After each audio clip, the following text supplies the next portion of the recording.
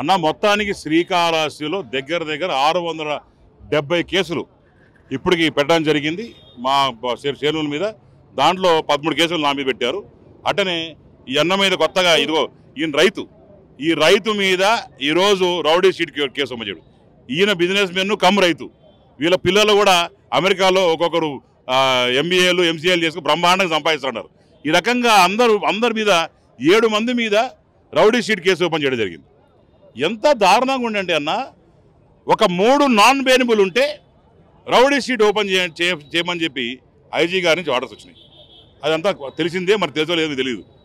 అయితే SP గారు ఏం ఆర్డర్స్ ఇచ్చినారు, వీళ్ళ మీద ఎంక్వైరీ చేసి ఆ విక్టిమ్స్తో మాట్లాడుకొని నిజంగానే వీళ్ళు తప్పు చేస్తుంటే వాళ్ళకి కౌన్సిలింగ్ చేసి ఇవన్నీ చేయకుండా ఇమీడియట్గా వాళ్ళు పంపించడం, వీళ్ళందరినీ పెద్ద మనుషుల మీద రౌడీ షీట్లు ఓపెన్ చేశారు.